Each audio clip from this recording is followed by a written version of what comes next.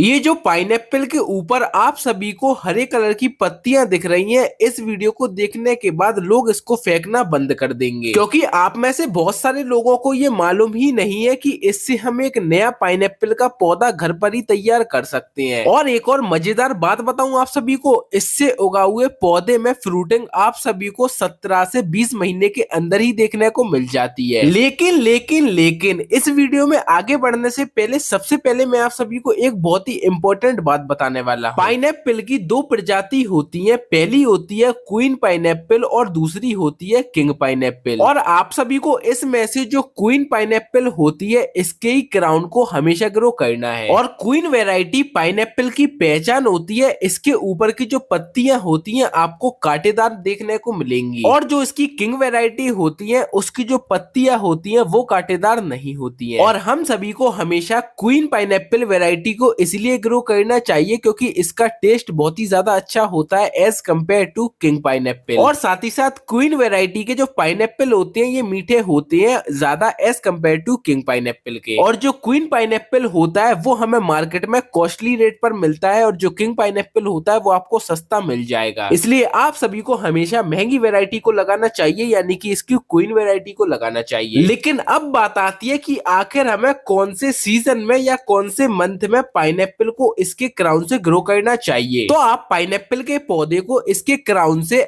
मार्च अप्रैल के मंथ में ग्रो कर सकते हैं या अगस्त सितंबर के मंथ में भी ग्रो कर सकते हैं। आपको इसके सक्सेसफुल रिजल्ट देखने को मिलेंगे। और अब आप सभी ये सोच रहे होंगे कि क्राउन होता क्या है। ये जो पाइनएप्पल के ऊपर ये ढेरों सारी लीव्स आप सभी को देखने को मिलती हैं, इसी को हम क्राउन बोलते हैं, और इसी से एक नया पौधा तैयार होता है पाइनएप्पल का। तो पाइनएप्पल के ऊपर से इस क्राउन को आप सभी को निकाल लेना है। इसे आप हल्का सा मोड़ेंगे, ये क्राउन निकल आता है इजिली। इसी सेम तरीके से मैंने यहाँ पर 4 क्राउन लिए हैं, और जो क्राउन आप सभी सिलेक्ट करें तो उसके लिए आप सभी को हमेशा याद रखना है कि क्राउन जो वो गला या सड़ा बिल्कुल भी ना हो। उसके बाद आप सभी को इन क्राउन को 2 से 3 दिनों के लिए सेमी शेड एरिया में रख देना है, जिससे इन क्राउन का नीचे वाला पोर्शन ड्राई हो जाए। क्योंकि अगर इन क्राउन को अभी इस स्टेज पर हम डायरेक्टली लगा देंगे तो हाईली चांसेस है इनमें रूट रॉट हो जाए। उसके बाद फिर इन क्राउन का जब नीचे वाला पोर्शन ड्राई हो जाए उसके बाद एक बाउल लेना है, बाउल में इन क्राउन्स को प्लेस करने के बाद जो आरओ का वाटर होता है उससे आपको उस बाउल को कर देना है फिल। लेकिन याद रखना है बाउल को आप कंप्लीटली फिल नहीं करेंगे, जो नीचे वाला पोर्शन था उतना ही पोर्शन वाटर में डिप होना चाहिए। और फिर लगभग 12 से 15 दिनों बाद जो क्राउन होंगे इनमें रूट्स आ जाएंगी, यानी कि अब जो हमारे क्राउन है रेडी है सॉइल में लगाने के लिए। तो अब इस वीडियो के सेकंड पार्ट में मैं आप सभी को बताऊंगा कौन सी सॉइल इन क्राउन्स को ग्रो करने के लिए बेस्ट रहेगी, और साथ ही साथ आपको कैसे इन्हें लगाना है।